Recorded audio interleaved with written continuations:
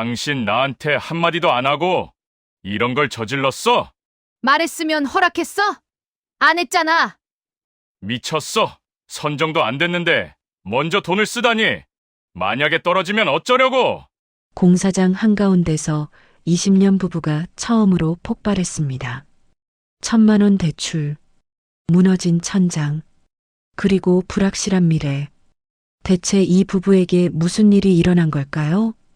달콤한 희망이 독이 되어버린 이야기 시작하겠습니다. 새벽 5시 정혜림은 이불을 걷어차고 일어나 찬물로 얼굴을 씻었으며 거울 속 자신의 얼굴을 보다가 고개를 돌렸습니다. 주름이 깊어진 건 나이 탓이라 치더라도 눈가의 그늘은 잠 못 이룬 밤들이 쌓인 흔적이었고 그녀는 그 흔적을 보고 싶지 않았습니다. 또 나가요? 남편 최도권의 목소리가 침실 문틈으로 새어나왔지만 혜림은 대답 대신 현관문을 조용히 닫았습니다. 어차피 대답해봤자 같은 말만 반복될 테고 그 말을 듣는 게 차라리 새벽 찬바람을 맞는 것보다 더 시렸습니다. 골목은 아직 어둠에 잠겨 있었고 가로등 아래로 낙엽이 바스락거리며 굴러다녔습니다. 혜림은 가게 열쇠를 꺼내 자물쇠에 끼워 넣으며 몇 번을 돌렸는데 자물쇠가 녹슬어서 잘 열리지 않았고 그녀는 힘을 주어 돌리다가 손바닥에 붉은 자국이 남는 걸 느꼈습니다. 바람 책방이라고 손글씨로 쓴 간판이 바람에 흔들리고 있었으며 페인트가 벗겨진 나무 간판은 20년이라는 시간의 무게를 그대로 드러내고 있었습니다. 혜림은 가게 문을 밀고 들어가 스위치를 올렸지만 형광등은 몇 번 깜빡이다가 겨우 불을 밝혔고 그녀는 이번 달 전기세도 연체될 거라는 생각에 한숨을 삼켰습니다. 책장 사이를 걸으며 먼지를 닦아내는데 손끝에 묻어나는 먼지가 유난히 많다고 느꼈습니다. 손님이 줄어들면서 책을 만지는 손도 줄었고 책들은 그렇게 조용히 먼지만 쌓이며 시간을 버티고 있었습니다. 베스트셀러 코너에 진열해둔 책들은 이미 몇 달째 같은 자리에 있었으며 새 책 주문은 석 달 전부터 끊긴 상태였습니다. 창밖으로 보이는 건너편 상가 건물에는 임대 딱지가 붙어 있었고 그 옆 분식집도 지난달에 문을 닫았으며 그 옆 문방구는 한 달 전에 철거되어 빈터로 남아 있었습니다. 혜림은 유리창에 비친 자신의 모습을 보며 나도 저렇게 되는 건 아닐까 하는 두려움이 목까지 차올랐지만 고개를 저으며 그 생각을 밀어냈습니다.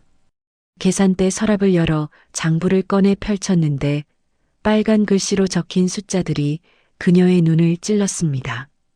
지난달 매출은 130만 원이었고 임대료는 180만 원이었으며 남편의 연금에서 모자란 돈을 채워 넣은 게 벌써 3달째였습니다. 책 도매상에서는 외상 거래를 끊겠다고 통보했고 전기세는 이미 한 달이 밀려 있었으며 혜림은 장부를 덮으며 손바닥으로 얼굴을 감쌌습니다.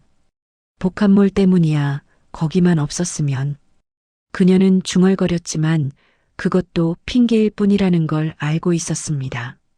사람들은 이제 책을 인터넷으로 주문했고 젊은이들은 전자책을 보았으며 동네 서점이 살아남을 자리는 점점 좁아지고 있었습니다. 8시가 되자 혜림은 가게 문을 활짝 열고 의자에 앉아 골목을 바라봤습니다. 예전 같으면 출근길 사람들이 지나가며 인사라도 건넸을 텐데 이제는 그마저도 뜸했고 복합몰 쪽으로 난 새길로 사람들이 빠져나가면서 이 골목은 점점 잊혀지고 있었습니다. 9시쯤 첫 손님이 들어왔는데 중학생으로 보이는 아이였고 그 아이는 참고서 한 권을 들고 계산대로 왔습니다. 얼마예요? 15,000원이야. 혜림이 대답하자 아이는 10,000원짜리 한 장을 내밀며 말했습니다. 복합몰에서는 12,000원인데요. 여기도 깎아주시면 안 돼요? 혜림은 가슴이 철렁했지만 웃으며 고개를 끄덕였고 아이에게 책을 건네며 공부 열심히 해라고 말했습니다. 아이가 나간 뒤 해림은 계산대에 놓인 10,000원짜리 지폐를 내려다보며 이렇게 하나씩 깎아주다 보면 남는 게 뭐가 있을까 싶었지만 손님을 놓칠 수는 없었습니다. 점심때가 되자 남편 도건이 도시락을 들고 가게로 왔고 그는 가게 안을 둘러보며 한숨을 쉬었습니다. 오늘은 손님 몇 명이나 왔어? 1명. 왔어. 해림이 작은 목소리로 대답하자 도건은 도시락을 테이블에 내려놓으며 의자에 앉았습니다. 해림아, 우리 이제 그만 정리하자. 이렇게 버티는 게 무슨 의미가 있어? 건강만 해치고 돈만 까먹는데. 연금이랑 예금 이자로도 우리 둘이 먹고 살 수는 있어. 이 가게 때문에 우리 노후 자금까지 다 까먹을 순 없잖아. 해림은 대답하지 않고 도시락 뚜껑을 열었지만 밥알 하나하나가 목에 걸리는 것 같았습니다. 도건의 말이 틀린 건 아니었고 오히려 맞는 말이었지만 이 서점을 닫는다는 건 그녀에게 20년의 시간을 지우는 것과 같았습니다. 당신은 몰라. 이 가게가 나한테 어떤 의미인지. 나도 알아, 해림아. 하지만 현실을 봐야지. 이제는 됐어. 밥이나 먹자. 해림이 말을 끊자 도건은 더 이상 말하지 않았고 두 사람은 침묵 속에서 밥을 먹었습니다. 창밖으로는 복합몰 방향으로 걸어가는 사람들이 보였고 그들의 손에는 쇼핑백이 가득 들려 있었습니다. 오후 3시 단골 손님 김씨 아주머니가 들어왔고 그녀는 책장을 둘러보다가 해림에게 물었습니다. 사장님, 요즘 장사 어때요? 골목이 너무 조용해서 걱정되던데. 그냥 그럭저럭요. 해림이 애써 웃으며 대답했지만 김씨 아주머니는 고개를 저으며 말을 이었습니다. 저기 분식집도 문 닫았고 옆 가게들도 하나둘씩 나가더라고요. 복합몰이 생기고 나서 여기는 완전히 죽었어요. 사장님도 고민 많으시겠어요. 어휴, 20년이나 하신 가게인데 참 안타깝네요. 김씨 아주머니는 책 한 권을 사고 나갔고 해림은 그녀의 뒷모습을 바라보며 안타깝다는 말이 계속 귓가에 맴돌았습니다. 안타까운 건 자신도 마찬가지였고 그 안타까움을 매일 삼키며 하루하루를 버티고 있었습니다. 해가 기울 무렵 해림은 가게 밖으로 나가 골목을 천천히 걸었습니다.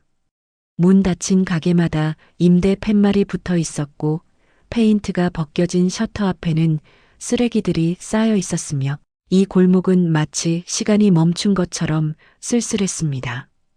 해림은 자신의 서점도 언젠가 저렇게 될 거라는 생각에 가슴이 답답해졌고 숨이 막히는 것 같아 멈춰섰습니다. 안 돼, 아직은 안 돼. 그녀는 주먹을 꽉 쥐며 중얼거렸지만 현실은 그녀의 의지와 상관없이 무너져 내리고 있었습니다. 저녁 6시 해림은 가게 문을 닫고 집으로 돌아가는 길에 폐업 신고서를 작성하려고 구청 홈페이지를 검색했지만 마우스를 클릭하는 손가락이 떨렸고 결국 그녀는 컴퓨터를 끄고 말았습니다.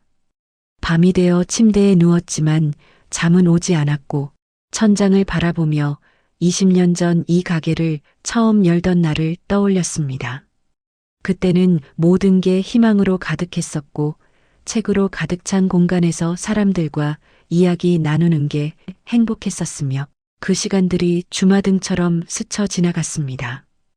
옆에서 잠든 남편의 고른 숨소리를 들으며 해림은 눈물이 흘러내리는 걸 느꼈지만 소리내어 울지는 않았습니다. 새벽이 오고 해림은 다시 이불을 걷어차고 일어났으며 오늘도 바람책방의 문을 열기 위해 집을 나섰습니다. 골목은 여전히 어두웠고 가로등은 여전히 깜빡이고 있었으며 그녀의 발걸음은 여전히 무거웠지만 그래도 멈출 수는 없었습니다. 아침 10시 해림은 카운터에 앉아 통장을 내려다보고 있었고 잔액은 98만 원이었으며 다음 주 임대료를 내고 나면 남는 게 거의 없을 거라는 계산이 머릿속에서 계속 돌아갔습니다. 그녀는 서랍 깊숙이 넣어둔 폐업 신고서를 꺼내 펼쳤는데 작성란은 이미 반쯤 채워져 있었고 마지막 결심만 하면 제출할 수 있는 상태였습니다. 정말 이렇게 끝나는 거야? 그녀는 중얼거리며 펜을 들었지만 손이 떨려서 글씨를 쓸 수가 없었고 결국 펜을 내려놓고 한숨을 쉬었습니다. 그때 핸드폰이 울렸고 옆 가게 슈퍼마켓 사장 이순자 언니의 전화였습니다. 혜림아, 지금 시청 가는 길인데 너도 올래? 뭔가 공고 붙었다던데. 무슨 공고? 자세히는 모르겠는데 가게 지원해주는 거라나 봐. 나도 궁금해서 가보려고. 혜림은 별 기대 없이 가게 문을 닫고 순자 언니와 함께 시청으로 향했습니다. 버스 안에서 순자 언니는 계속 이런저런 소문을 늘어놓았고 혜림은 창밖을 보며 대충 맞장구만 쳤습니다. 시청 로비에 도착하자 게시판 앞에 상인들 몇 명이 모여 있었고 그들은 휴대폰으로 공고문을 찍느라 분주했습니다. 2024년 문화공간 재생지원사업 참여자 모집. 큼직한 제목이 혜림의 눈에 들어왔고 그녀는 순간 숨이 멎는 것 같았습니다. 공고문에는 노후된 지역 소상공인 공간을 문화예술 공간으로 재생하여 지역 활성화를 도모한다고 적혀 있었고 지원 대상은 5년 이상 운영한 서점, 카페, 공방, 소극장 등이었으며 선정되면 최대 3천만 원까지 지원한다는 문구가 그녀의 심장을 두드렸습니다. 3천만 원.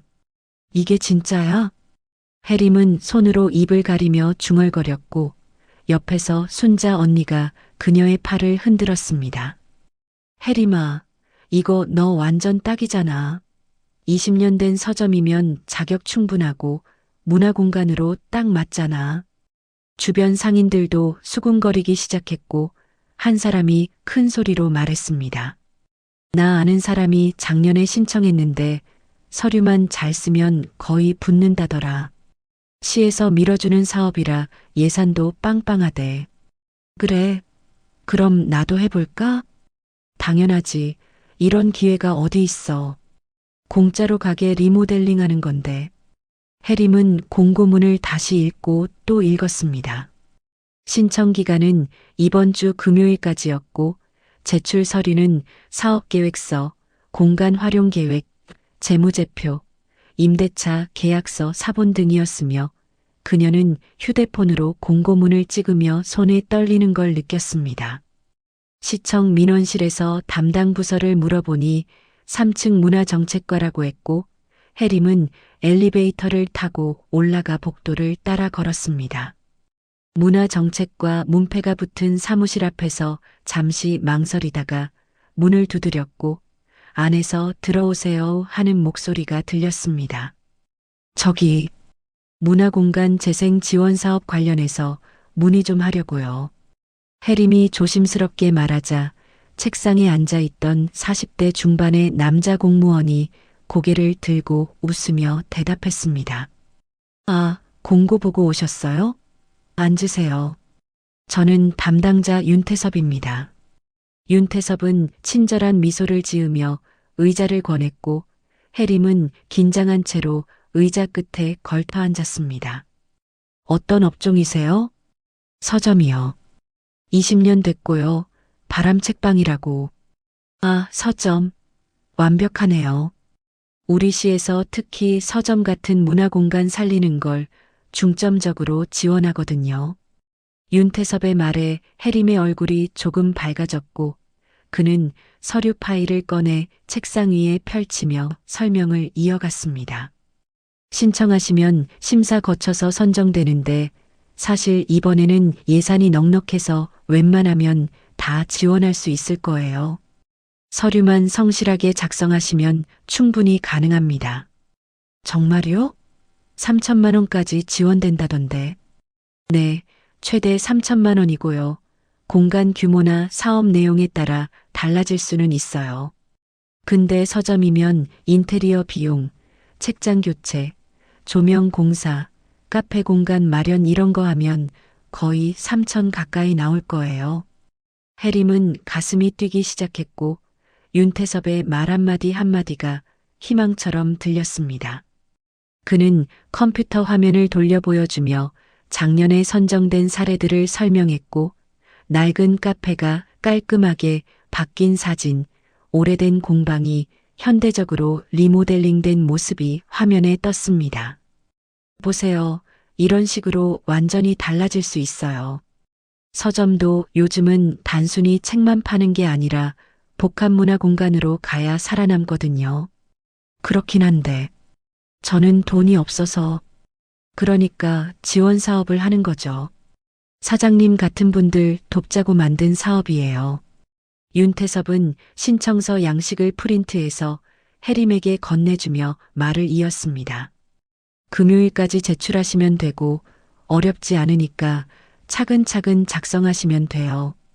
사업계획서는 거창하게 쓸 필요 없고 서점을 어떻게 바꾸고 싶은지 지역 주민들한테 어떤 도움이 될지 솔직하게 쓰시면 됩니다. 해림은 서류를 받아들고 고개를 끄덕였고 윤태섭은 명함을 꺼내 그녀에게 건넸습니다.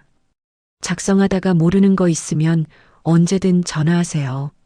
제가 도와드릴게요. 감사합니다. 정말 감사합니다. 해림은 몇 번이고 고개를 숙이며 사무실을 나왔고 복도를 걷는 발걸음이 오랜만에 가벼웠습니다. 집에 돌아오자 남편 도건이 거실 소파에 앉아 TV를 보고 있었고 해림은 현관문을 닫으며 큰 소리로 말했습니다. 여보, 나 좋은 소식 있어. 무슨 소식? 도건이 리모컨을 내려놓으며 돌아보자 해림은 가방에서 서류를 꺼내 식탁 위에 펼쳤습니다. 시청에서 문화공간 지원 사업 한다는데 3천만 원까지 지원해준대.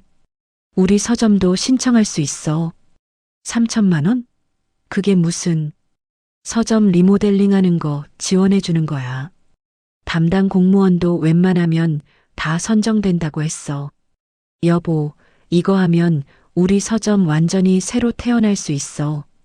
도건은 서류를 집어들고 찬찬히 읽어내려갔지만 그의 표정은 밝아지지 않았고 오히려 미간이 좁혀졌습니다. 해림아, 이런 거 조심해야 돼. 공짜로 주는 돈이 어디 있어? 공짜가 아니라 지원 사업이라니까. 지역 상권 살리려고 시에서 하는 거야. 그래도 일단 신중하게 생각해보고. 신중하게 생각할 시간이 어디 있어. 금요일까지 제출해야 한다고. 해림의 목소리가 높아지자 도건은 더 이상 말하지 않고 서류를 내려놓았습니다. 그날 밤 해림은 폐업 신고서를 꺼내 서랍에서 꺼내 한참을 들여다보다가 두 손으로 찢어버렸고 찢어진 종이 조각들이 바닥에 흩어졌습니다. 이제 다시 시작이야. 그녀는 컴퓨터 앞에 앉아 사업 계획서를 작성하기 시작했습니다. 어떻게 서점을 바꿀 것인지, 어떤 프로그램을 운영할 것인지, 지역 주민들에게 어떤 도움이 될 것인지 하나하나 적어 내려갔고 손가락에 키보드를 두드리는 소리만 고요한 밤을 채웠습니다. 새벽 2시가 넘어서야 1차 초안이 완성되었고 해림은 화면을 보며 미소를 지었습니다. 20년 동안 꿈꿔왔던 서점의 모습이 글자로 채워지고 있었고 먼지 쌓인 책장 대신 깔끔한 북카페, 어두운 형광등 대신 따뜻한 조명, 혼자 지키는 공간이 아닌 사람들이 모이는 문화공간이 상상 속에서 그려졌습니다. 3천만 원이면 충분해. 천장도 고치고 바닥도 새로 깔고 책장도 바꾸고. 그녀는 메모지에 필요한 공사 항목들을 적어 내려갔고 계산기를 두드리며 예산을 맞춰봤습니다. 모든 게 완벽하게 들어맞는 것 같았고 오랜만에 가슴이 두근거렸으며 이 떨림이 두려움이 아닌 설렘이라는 게 너무 오랜만이었습니다. 창밖으로 동이 트기 시작했고 해림은 프린터로 작성한 서류를 뽑아 파일에 정리했습니다. 거울을 보니 눈 밑에 다크서클이 짙게 깔려 있었지만 표정만큼은 밝았고 그녀는 거울 속 자신에게 말했습니다. 이번엔 진짜 잘 될 거야. 금요일 오후 해림은 두툼해진 서류 봉투를 들고 시청 문화정책과를 찾아갔고 복도를 걸으며 가슴이 두근거렸습니다. 윤태섭의 사무실 문을 두드리자 들어오세요 하는 목소리가 들렸고 그녀는 문을 열고 들어가 서류 봉투를 책상 위에 조심스럽게 내려놓았습니다. 다 작성하셨네요. 수고하셨어요. 윤태섭은 봉투를 열어 서류를 꺼내 훑어보기 시작했고 해림은 의자에 앉아 그의 표정을 살폈습니다. 그는 고개를 끄덕이며 몇 장을 넘기더니 만족스러운 표정을 지었습니다. 잘 쓰셨어요. 사업 계획도 구체적이고 지역 연계 프로그램도 좋네요. 이 정도면 충분히 선정될 거예요. 정말요? 언제쯤 결과가 나올까요? 심사 기간이 한 달 정도 걸리니까 다음 달 중순쯤 통보될 거예요. 해림의 얼굴이 환해졌고 그녀는 의자에서 일어서며 인사를 했습니다. 그때 윤태섭이 서류를 정리하며 무심한 듯 말을 꺼냈습니다. 근데 사장님, 한 가지 팁을 드리자면요. 네. 보조금이 나오는 게 좀 늦어요. 선정 통보받고 나서도 실제 지급까지는 서류 검토하고 승인 절차 밟고 하다 보면 두세 달은 더 걸리거든요. 아. 해림의 표정이 굳어졌고 윤태섭은 의자에 기댄 채 말을 이었습니다. 그래서 말인데 심사할 때 이미 공사를 시작한 곳들이 점수를 더 받아요. 의지가 확실하다고 판단하거든요. 작년에도 선정된 곳들 보면 대부분 먼저 착수한 케이스였어요. 그럼 돈을 먼저 써야 한다는 말씀이세요? 아니, 꼭 그런 건 아닌데요. 다만 심사위원들 입장에서는 그런 곳들을 더 선호하는 게 사실이에요. 이미 투자한 사람한테 지원해주는 게 확실하잖아요. 해림은 입술을 깨물며 생각에 잠겼고 윤태섭은 컴퓨터 화면을 돌려 보여주며 작년 사례를 띄웠습니다. 여기 이 카페도 신청 전에 먼저 공사 시작했어요. 천장 공사하고 바닥 깔고 그런 다음에 신청서 냈는데 바로 선정됐죠. 화면 속 깔끔하게 리모델링된 카페 사진이 해림의 눈을 사로잡았고 그녀는 손가락으로 책상을 톡톡 두드리며 물었습니다. 그럼 만약에 제가 먼저 공사를 시작하면 떨어질 가능성은 없는 건가요? 글쎄요, 100% 보장은 못하지만 확률은 훨씬 높아지죠. 이미 시작한 걸 중간에 끊을 순 없으니까요. 윤태섭의 말이 해림의 머릿속에서 계속 맴돌았고 그녀는 시청을 나와 버스 정류장까지 걸어가는 내내 그 말을 곱씹었습니다. 3천만 원을 받으려면 먼저 돈을 써야 한다는 말이 모순 같으면서도 한편으로는 이해가 갔습니다.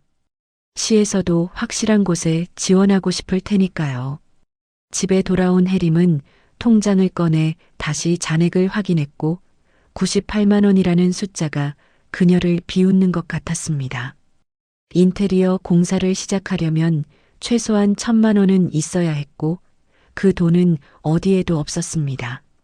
그녀는 핸드폰을 들고 대출 앱을 열었지만 금리를 보고는 한숨을 쉬며 화면을 껐습니다. 여보, 저녁 먹어.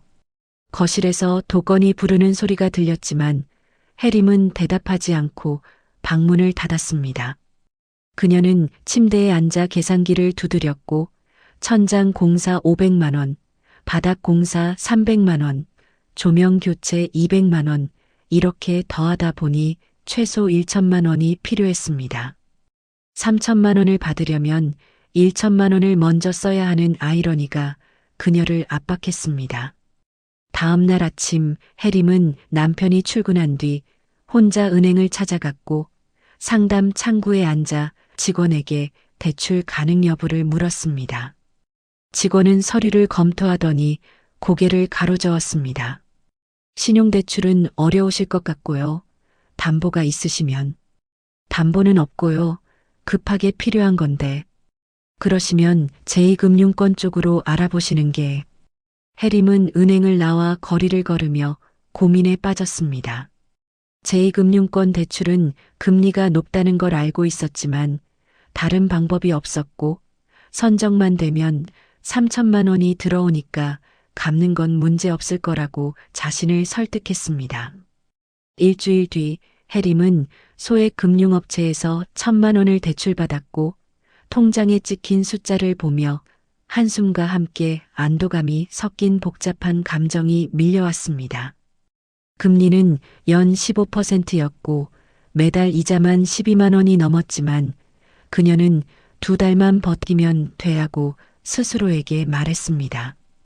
해림은 인터넷으로 인테리어 업체를 검색했고 견적을 받기 위해 3군데 업체에 전화를 걸었습니다. 가장 저렴한 곳을 골라 서점으로 불렀고 40대 남자 사장이 가게를 둘러보며 메모를 했습니다. 천장이 많이 낡았네요.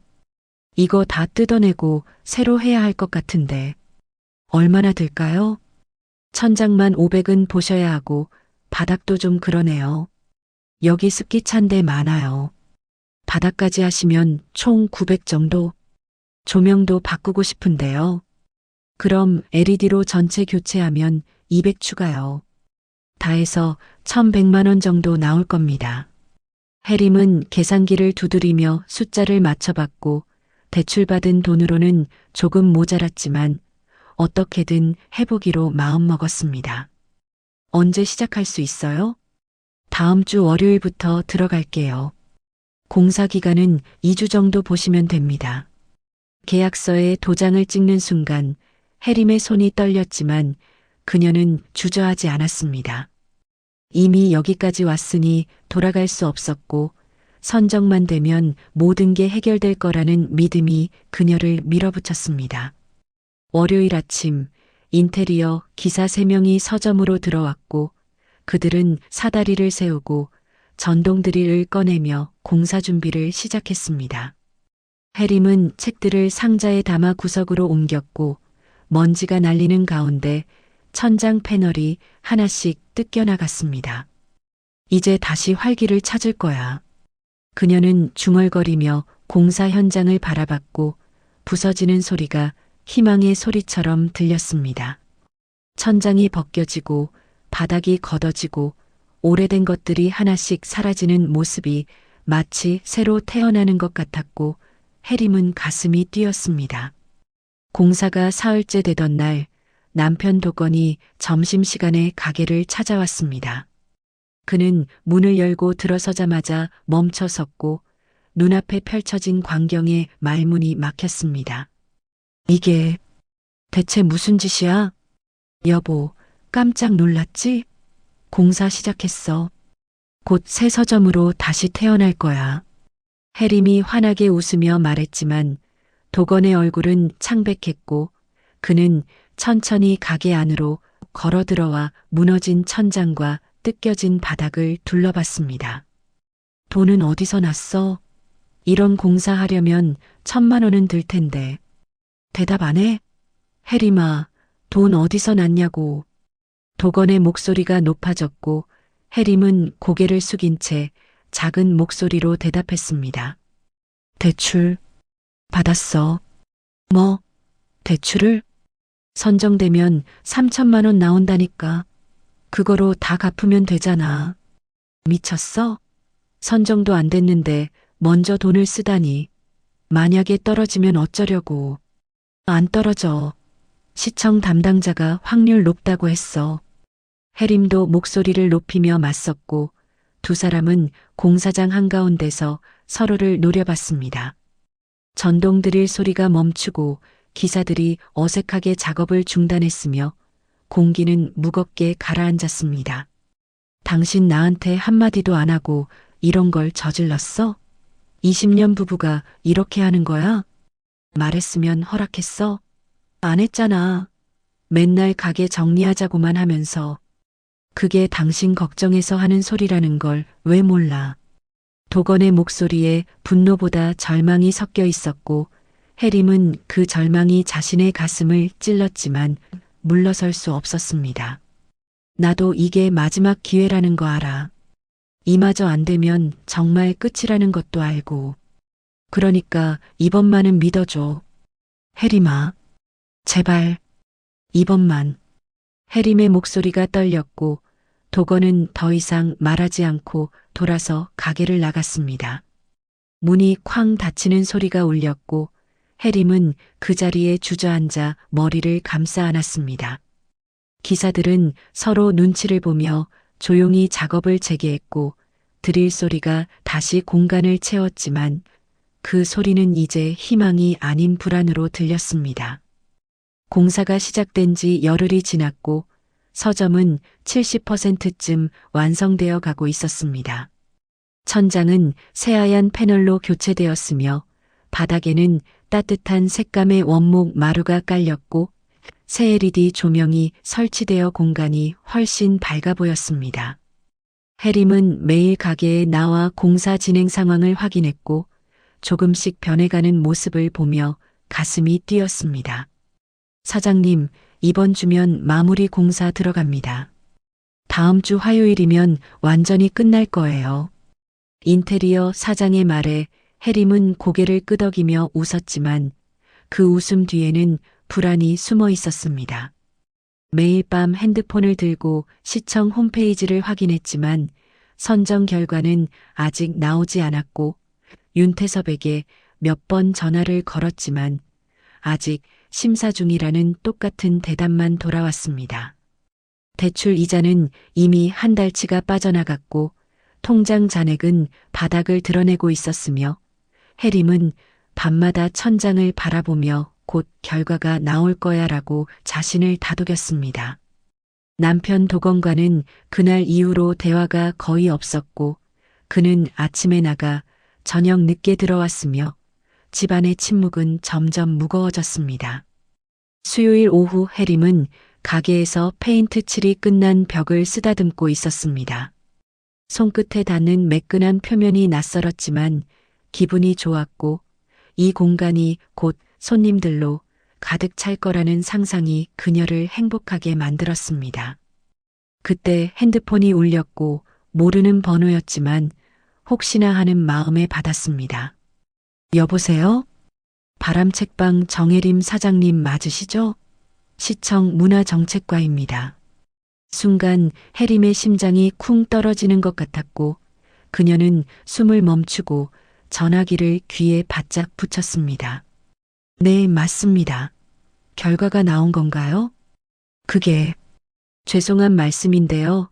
사업이 전면 중단되었습니다. 네. 혜림의 목소리가 떨렸고 상대방은 잠시 침묵하다가 말을 이었습니다. 시의회에서 예산 심의 과정에서 문제가 생겼고 결국 이번 사업 자체가 취소되었습니다. 공문은 오늘 발송되었으니 내일쯤 도착할 겁니다. 그럼 지원금은요? 저희는 이미 공사를 다 했는데요. 그 부분도 죄송하지만 지원이 불가능합니다. 사업 자체가 없어진 거라서. 안 돼요. 이럴 수가. 담당자가 괜찮다고 했어요.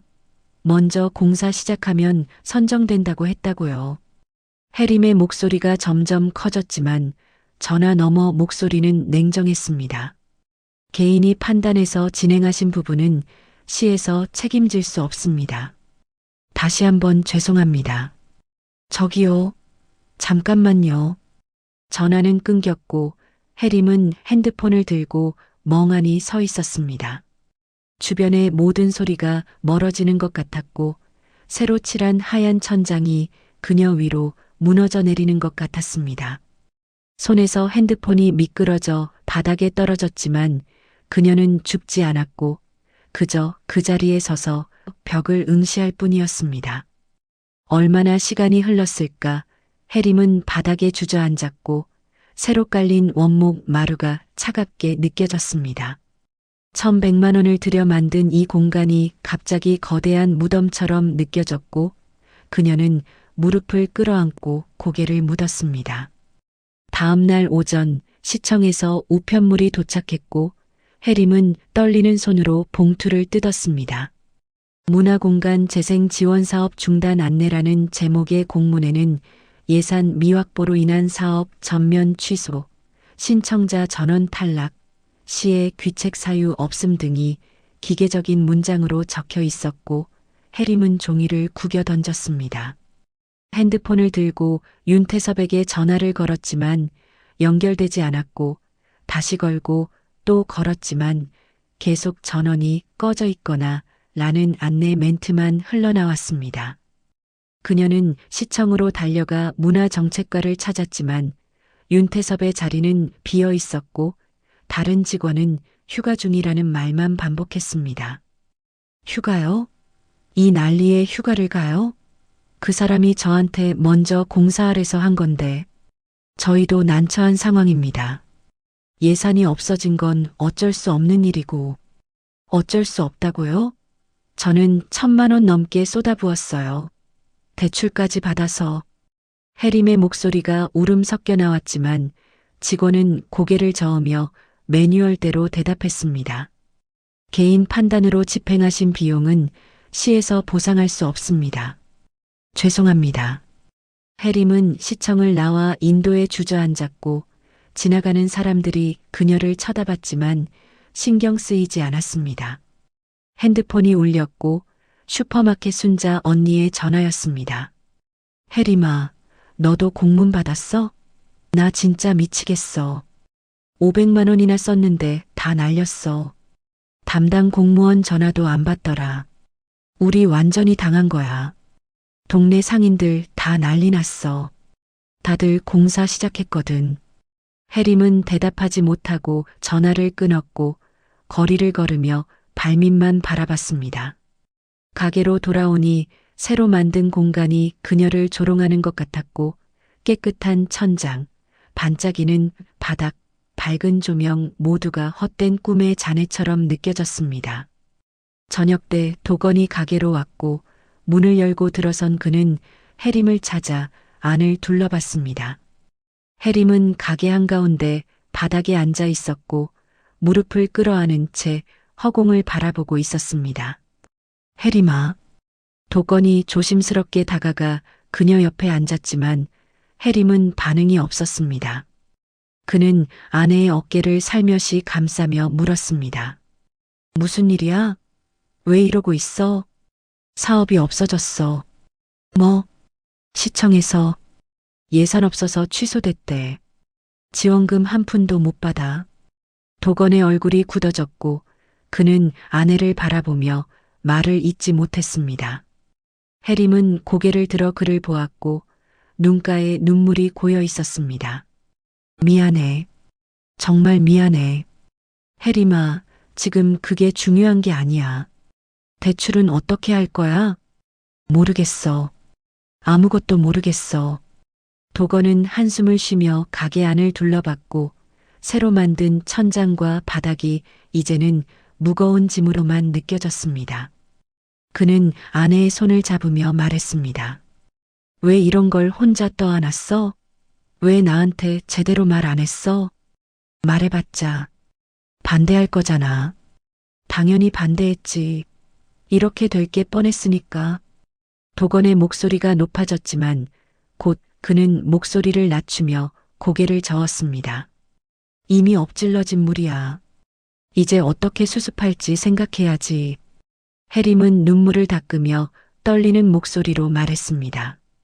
여보, 이 서점이 나한테 뭔지 알아? 나는 평생 남들이 시키는 대로 살았어. 부모님 말씀대로 결혼했고 시댁 눈치 보며 살았고 애들 키우느라 내 꿈은 다 접었어. 근데 이 서점만은 달랐어. 처음으로 내가 하고 싶어서 시작한 거였어. 도건은 아내의 손을 더 꽉 잡았고 해림은 계속 말을 이었습니다. 20년 동안 여기서 사람들 만나고 책 이야기하고 그게 내 유일한 자존심이었어. 돈을 못 벌어도 손님이 없어도 그냥 이 공간이 있다는 것만으로 나는 나였어. 해림아, 근데 이제 이것마저 무너지면 나한테 남는 게 뭐야? 빚만 남는 거야? 해림의 목소리가 울음으로 바뀌었고 도건은 아내를 껴안았습니다.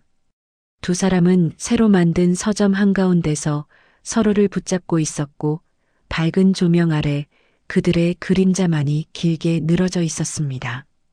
밤이 깊어졌지만 두 사람은 그 자리에서 움직이지 않았고 창밖으로 보이는 골목은 어둠에 잠겨 있었으며 멀리서 고양이 우는 소리만이 쓸쓸하게 들려왔습니다. 해림은 남편의 어깨에 기댄 채 생각했습니다. 희망이라는 이름으로 다가온 것이 결국 절망이었고 그 절망은 이제 빚이라는 형태로 평생 그녀를 따라다닐 것 같았습니다. 일주일이 지났고 해림은 폐업 신고서를 다시 작성하고 있었습니다. 이번에는 끝까지 완성했고 서명란에 이름을 쓰는 순간 펜을 쥔 손이 떨렸지만 멈추지 않았습니다. 대출 이자는 계속 쌓여가고 있었고 가게를 정리해서 보증금이라도 받아야 빚을 조금이나마 갚을 수 있었으며 더 이상 버틸 방법이 없었습니다. 다음 주 월요일에 부동산에 연락해야지.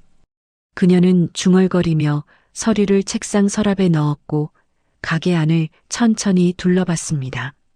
새로 만든 천장과 바닥이 비웃는 것 같았지만 이제는 분노도 슬픔도 느껴지지 않았고 그저 텅 빈 허탈함만이 남아 있었습니다.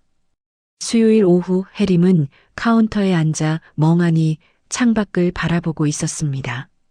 그때 가게 문이 열리며 누군가 들어왔고 초등학교 4학년쯤 되어 보이는 여자아이가 두리번거리며 안으로 걸어 들어왔습니다. 사장님 안 계세요? 아, 민지야. 왔구나. 해림이 의자에서 일어서자 민지는 가방에서 동화책 한 권을 꺼내 건넸습니다. 이거 반납하려고요. 재밌었어요. 그래, 고마워.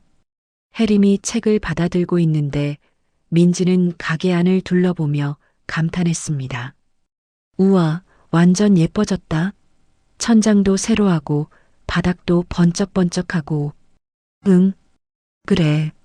그럼 이제 더 많은 책 들어올 거예요? 저 다음 주에 또 올게요. 민지가 환하게 웃으며 손을 흔들고 나갔고 해림은 그 뒷모습을 보며 가슴이 먹먹해졌습니다. 다음 주에는 이 가게가 없을 텐데 민지에게 그 말을 하지 못했고 그냥 손을 흔들어주는 것밖에 할 수 없었습니다.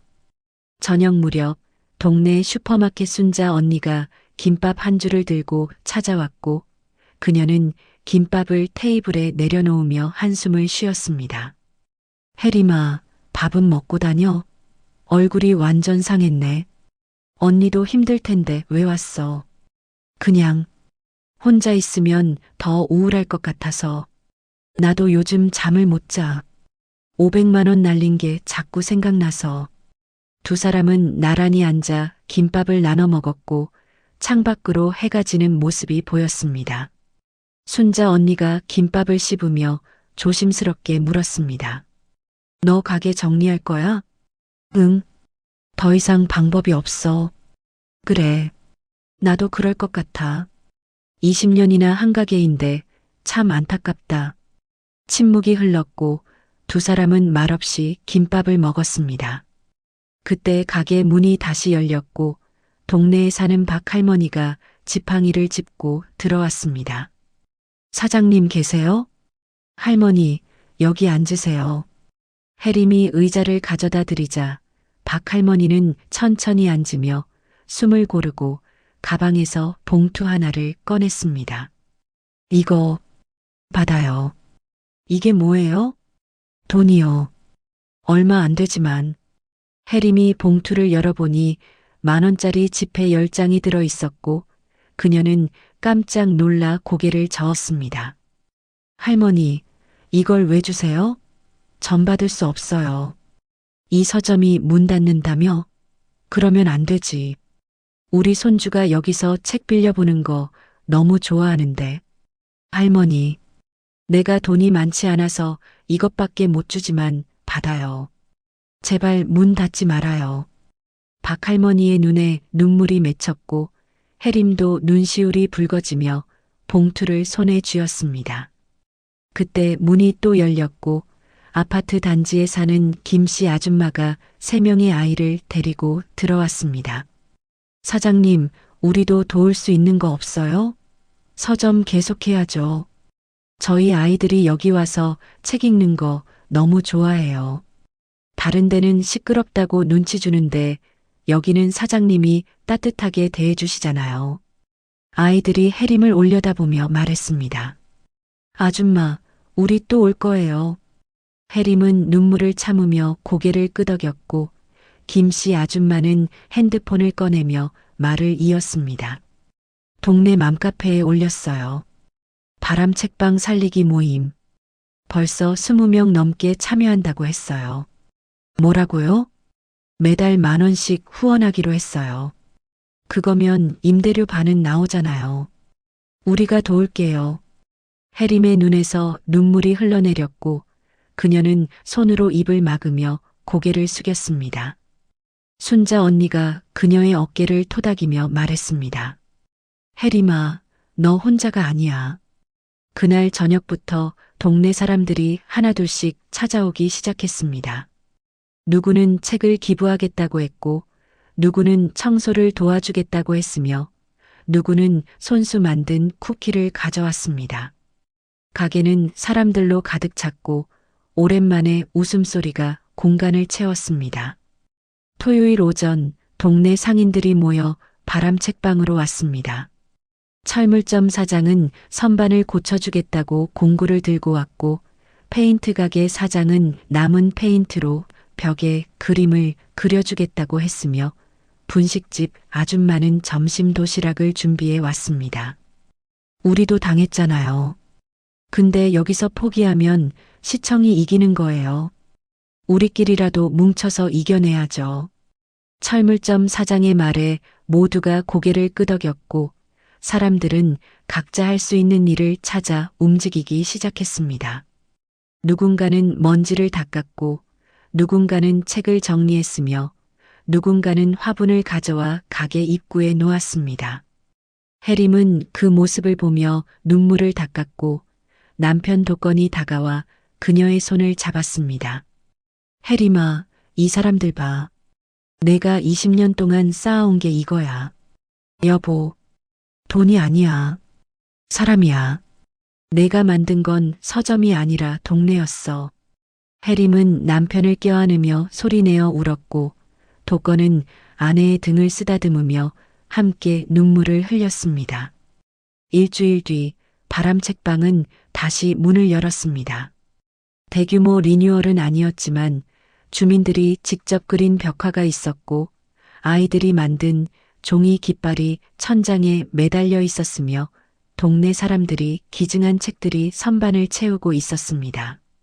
입구에는 우리 동네 책방이라고 손글씨로 쓴 작은 팻말이 걸렸습니다. 개장 첫날 30명이 넘는 사람들이 찾아왔고 좁은 가게는 북적였습니다. 아이들은 바닥에 앉아 책을 읽었고 어른들은 커피를 마시며 이야기를 나눴으며 해림은 카운터에 앉아 그 모습을 바라보며 미소 지었습니다. 사장님, 이거 정말 멋져요. 민지가 달려와 말하자 해림은 아이의 머리를 쓰다듬으며 대답했습니다. 고마워, 민지야. 너희들이 있어서 이 책방이 살아났어. 저녁이 되어 사람들이 하나씩 돌아가고 해림과 도건은 가게 문을 닫으며 하루를 정리했습니다. 통장 잔액은 여전히 바닥이었고 대출 이자는 계속 나가야 했으며 미래는 여전히 불확실했지만 이상하게도 가슴이 따뜻했습니다. 여보, 우리 괜찮을까? 해림이 물었고 도건은 아내의 어깨를 감싸며 대답했습니다. 모르지. 근데 혼자가 아니니까 버틸 수 있을 거야. 두 사람은 가게 밖으로 나와 간판을 올려다봤습니다. 바람 책방이라는 글자가 가로등 불빛 아래 흔들리고 있었고 그 글자는 더 이상 슬프게 보이지 않았습니다. 해림은 남편의 손을 꽉 잡으며 골목을 걸었고 어둠 속에서도 그들의 발걸음은 가벼웠습니다. 서점의 불은 꺼지지 않았습니다. 희망이 절망으로 바뀌었다가 다시 작은 빛으로 돌아왔고 그 빛은 혼자가 아닌 함께 만든 것이었으며 그래서 더 따뜻했습니다. 해림은 집으로 걸어가며 생각했습니다. 자신이 지킨 건 서점이 아니라 사람들과의 연결이었고 그 연결이 결국 자신을 구했다는 것을 이제야 알게 되었습니다. 오늘 이야기는 어떠셨나요? 괜찮으셨다면 구독과 좋아요 꼭 눌러주세요. 영상 보시고 느낀신 감정 생각과 의견 댓글로 함께 나눠주세요. 여러분의 한마디가 누군가에게 큰 위로가 될 수 있습니다. 모두 행복하세요. 그럼 다음 이야기에서 또 만나요.